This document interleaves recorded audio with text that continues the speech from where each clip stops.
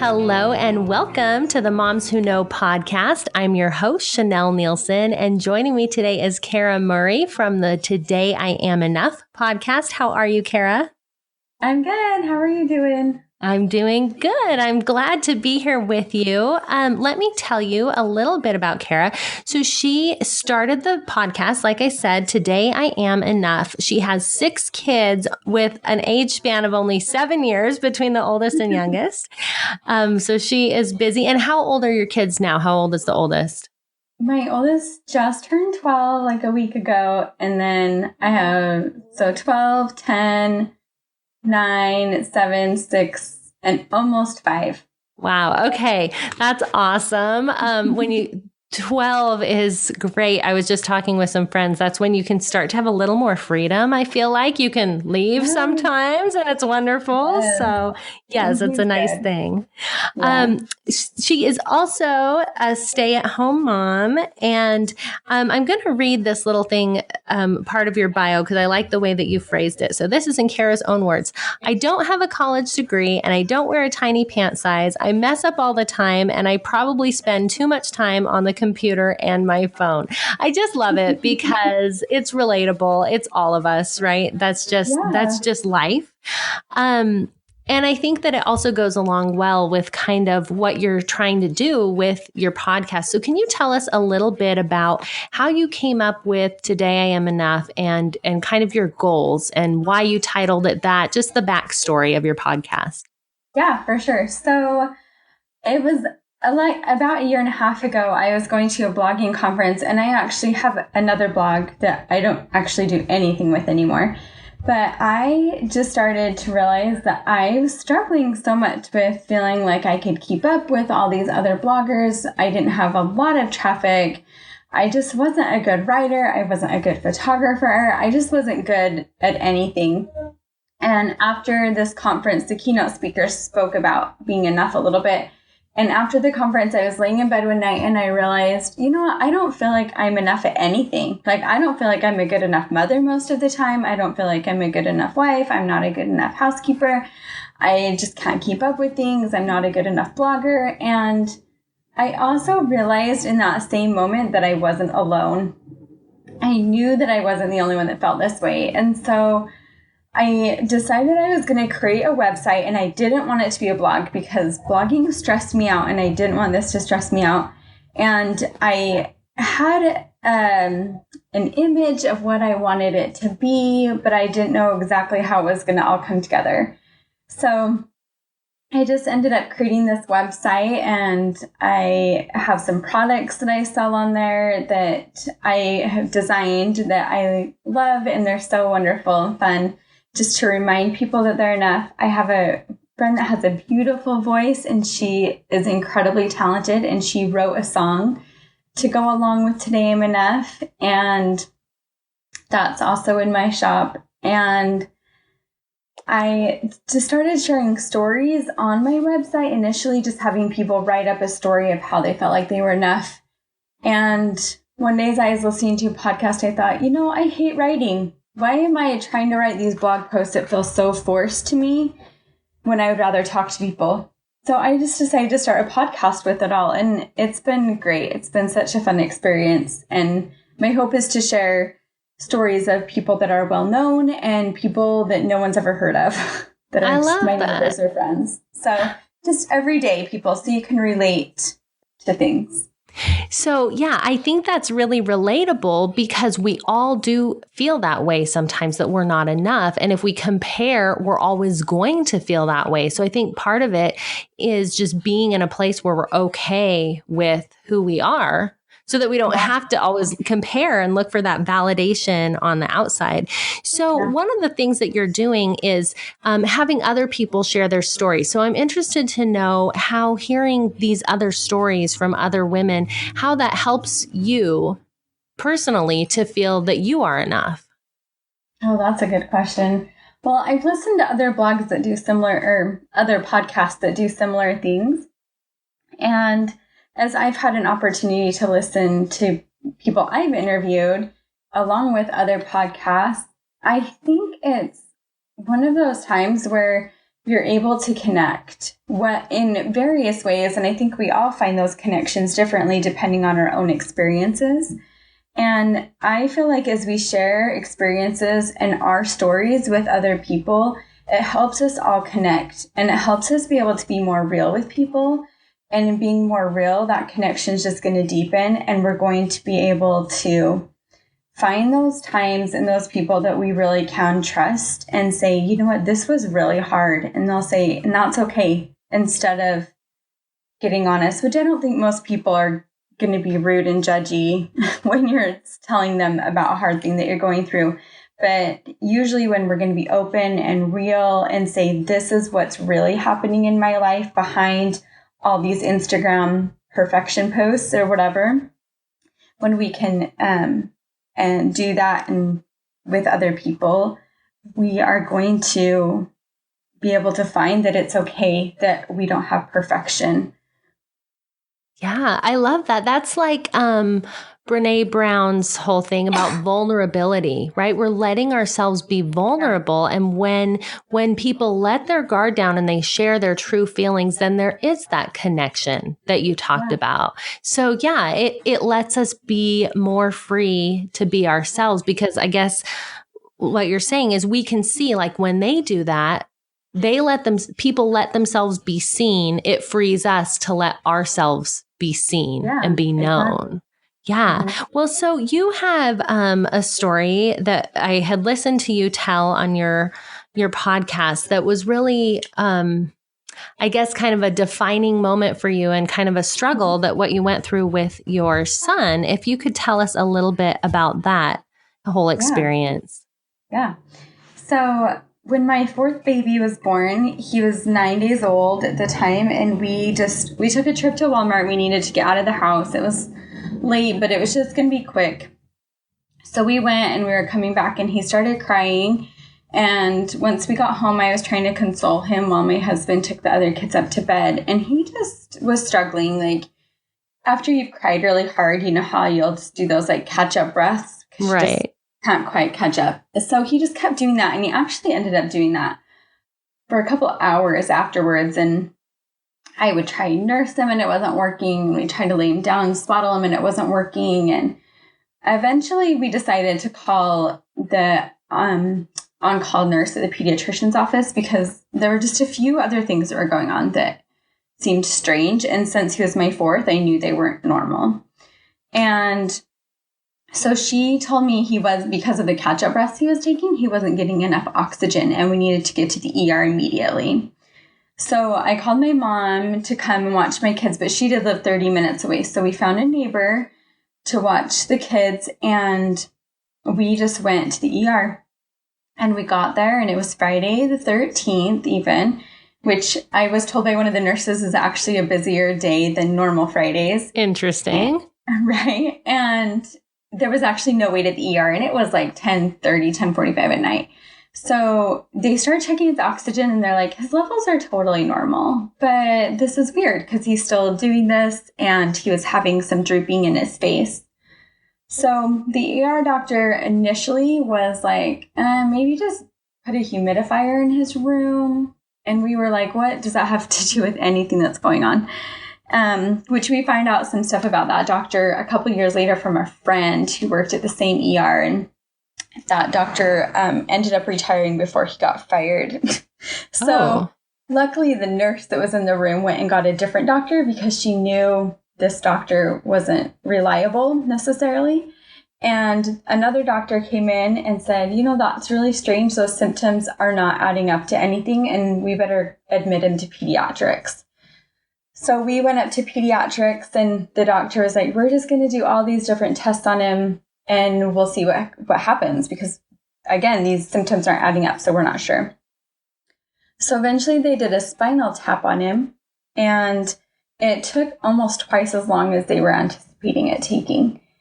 And once we came back in the room from him having it done, the doctor said, you know, there was a little bit of blood in the spinal fluid, and it could be something going on with the brain, or it could be that I just hit a blood vessel going in. So we're going to go ahead and do a CAT scan just to verify that it's not the brain. So they did a CAT scan, and the wait was supposedly going to be about an hour to an hour and a half is what the nurse guessed. And about 20 to 30 minutes later, they came back in and said there had been absolutely no wait at the CAT scan machine.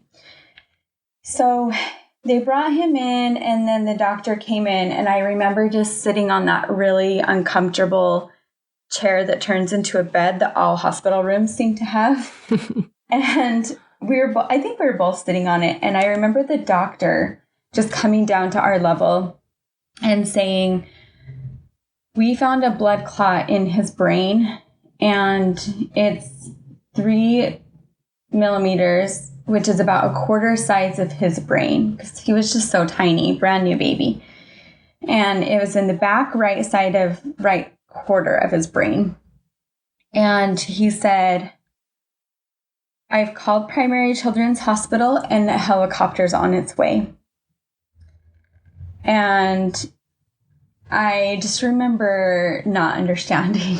Like, I didn't know what this meant. I didn't know what was wrong exactly. I mean, I knew that there was a problem, but I didn't know what it meant for him to have a blood clot in his brain or anything like that. Just kind of too much to process in that moment. We had already, this was at like 3:00 in the morning. So we had been there about 4 hours already. And so he told us the helicopter would be there in about 30 to 40 minutes. And that once he got to the children's hospital, the neurology team would meet him at the helicopter, and they would probably do another CAT scan just to verify the findings at this hospital. And then he said, I don't know what they'll do from there. They might have to do surgery. They might not. He said that they would just have to decide up there. So a nurse got the doctor's permission for us to hold our baby. And that was so thoughtful, because she said, you might not be able to hold him for a while. That hadn't even crossed my mind yet. I was still trying to process that he had a blood clot in his brain and what that all meant and what that was going to mean for us. And so we got to hold him until the life flight nurses got there, and they were just angels. They still are in my head. They are just people that I hope to come across someday, eventually again, and just thank them for their kindness in that really hard moment. And they put him in the incubator. They put a breathing tube in, which he didn't need at the time. But if he had needed it in flight, it would have been harder to put in. So they just were cautious and put it in. And then they invited us to walk into the helicopter. We weren't allowed in the helicopter because there was the nurse and the incubator and the pilot, and there wasn't enough room for another person. So we walked down, we watched him get loaded up. She showed us her clipboard and said, is this your current phone number? And we told her it was. And she said, it's a 17-minute flight. If you don't hear from us in 30 minutes, we made it safely. That was a little shocking to hear. Yeah. And so we stepped back. Our car was right there. The helicopter's by the ER. And so we just, the helicopter pad was by the ER. And we just stepped back with our empty car seat and our bucket full of things that we had inquired in our short stay at the ER. And we watched a helicopter take off with our 90-year-old baby. And we got back in our car and we drove home. We lived about 3 minutes from the hospital. So we drove home, packed a quick bag, and we decided to wake our other 3 kids up. And at the time, our kids were 4, 2, and 1. So they were really little, but they had all met their brother, which I'm so grateful for those 9 days we had at home so my littles could understand who he was and that he was born and that we had a baby. And we woke them up around 5:30, 5:45 in the morning, and we just got them together and explained their brother was sick and he had to go to a special baby hospital. And so we prayed together as a family, and then my husband and I left. And we got there about an hour. Well, the hospital is an hour away from where we live, and so we got there about an hour like 20 minutes after him. And as we got there, he was just coming out of his CAT scan, and they verified the scan that it was the same. The neurosurgeon wasn't sure if it was actually getting bigger or not. He just couldn't quite tell. So we ordered an MRI just to verify there wasn't a mass in there, like any tumor or anything like that inside the blood clot. And he got that around 10 a.m. and the doctor came back around 2 or 2:30 p.m. I think it was around 2 p.m. because he had brain surgery. So he ordered the MRI and then he had to go into surgery. And then we had to wait for him to be done with surgery to get results from him. So we got to the hospital around 7 a.m. So we had been there a long time by the time he came in. So he said, there's no clot in there. There's no mass in the clot, which is good news. And he had told us earlier in the day that he didn't like to do surgery on babies this little. And so he sometimes would just let the clot be absorbed because the body would absorb it. So as he came back to tell us there was no mass, he said, my gut is just telling me that I need to do surgery. And then I remember him saying some more stuff. And then he said, my gut is telling me that we need to do surgery. And he said some more stuff. Those are the only words that I remember him telling us. We had been hoping and praying that he would just know what to do, because it's not a situation that we had ever been in and most people aren't in. And so we did not know what was going to be best. And we really had to rely on the doctors and their knowledge to be able to do what they thought was best. So at 2:30, we were given papers to sign our baby's life away. It felt like 200 times. Sign this paper. Here's all the things that could go wrong. And so he went into surgery. He was in surgery for 3 hours. The doctor came into the waiting room and told us that everything had gone well and that he did find some blood that was kind of dried on the brain and some that hadn't been. And so he had what was called a wet stroke. And it just means that it was bleeding and it wasn't just old, I guess. I don't know. Right. That's kind of gross.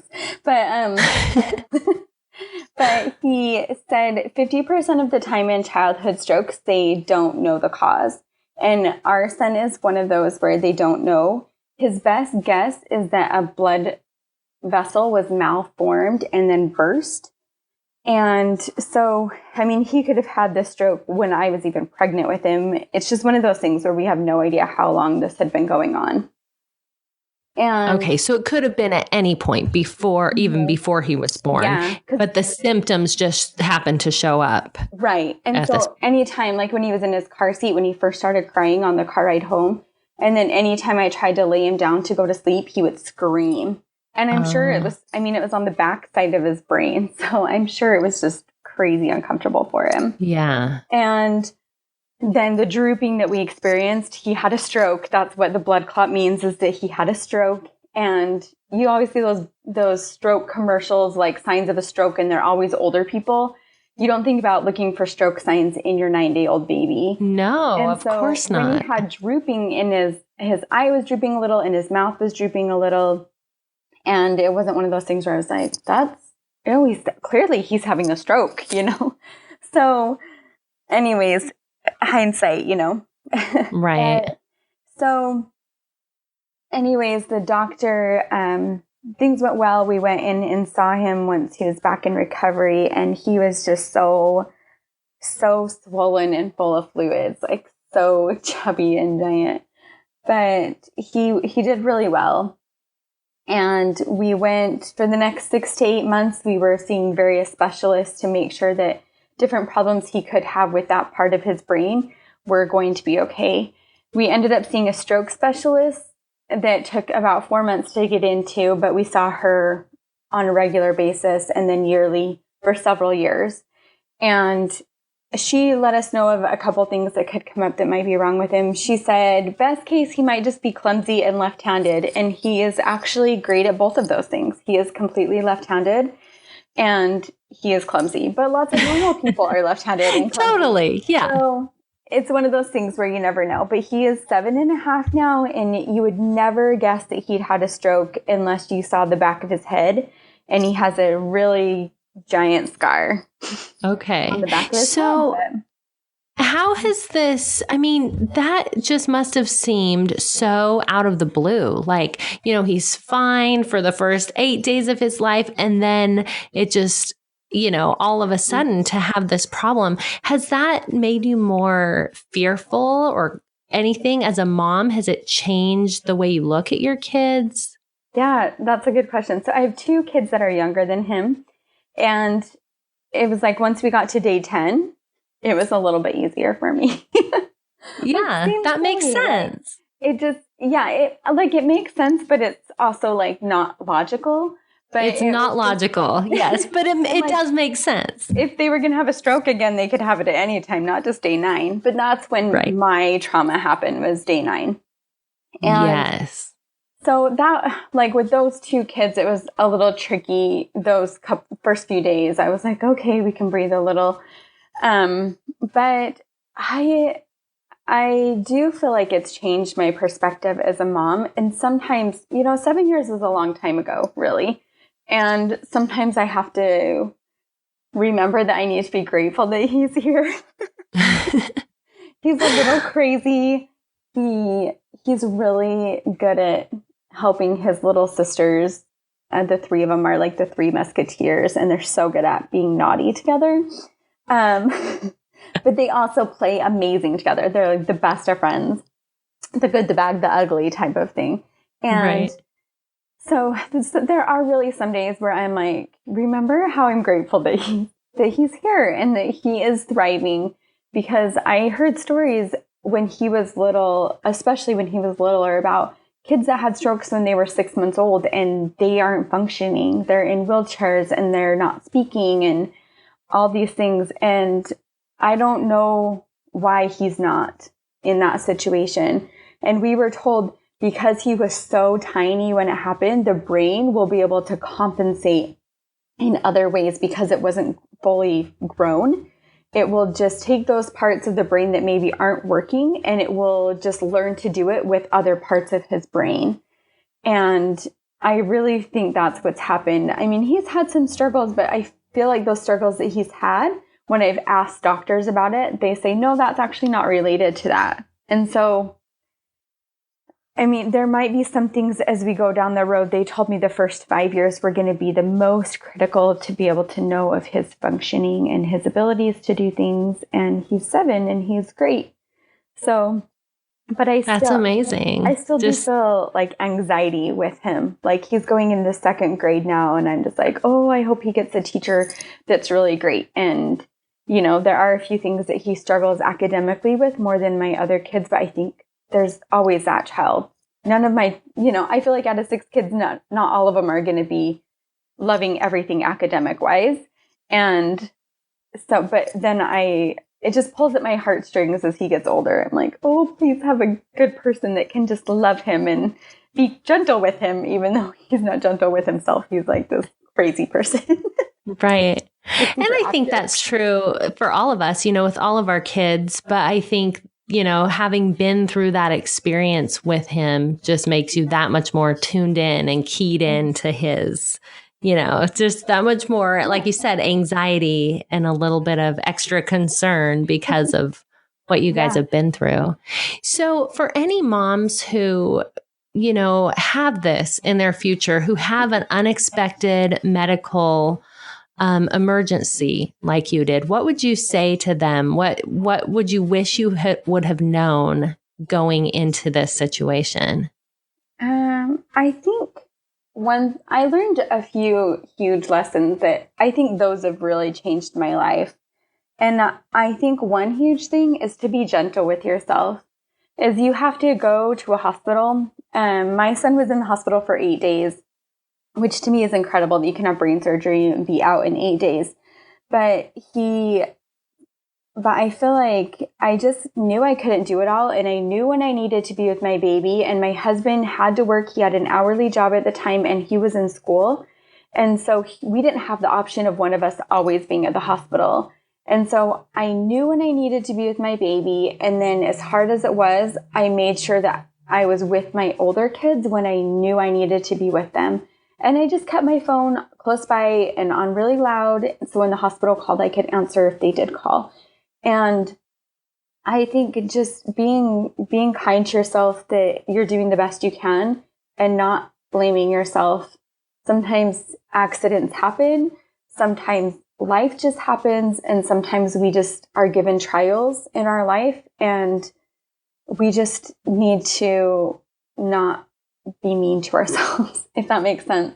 It totally does. I love that. I think that that's a good lesson, even if we're not going through, something traumatic, just to be kind to ourselves and be okay. Yeah. I think the only other thing I would also say is when someone asks how they can help you, allow them to help you. That is one of the biggest lessons that I learned that has carried me through lots of times. And we're often like, no, we've got this, we can do it. But you know what? If someone says, can I watch your kids? Let them watch your kids. If someone offers to bring dinner to your family, let them do that. And it's not being prideful. It's not being selfish if you're letting someone help you in a time that you actually do need help. And that's really hard as women to say, you know what, I need help. I can't do it all. But when you have lots of things going on and you've got a baby in the hospital or something like that, it's just time to accept offered help. Because down the road, you're going to be able to be that person for someone else, I promise. Yeah. And it's a blessing for you and a blessing for them to be able to help, because we all want to. And then when people say, no, I'm fine, then you're kind of left like, well, I wanted to help. I really feel, compassion for what they're going through. But yeah, it allows them in. So that's powerful. Well, thank you so much for being here today and for sharing your story. For my listeners, if you guys want more of Kara, todayIamenough.com is her website. Is that right? Yeah. And it's a beautiful website. I had it up earlier before the show, and my daughter came in and she said, this is just the prettiest website. And I have to agree, it's great. And then her podcast is awesome. She's had some great guests. And so go check that out on iTunes. Also, Today I Am Enough. Thank you again, Kara, for being here, and we will see you all next time on Moms Who Know.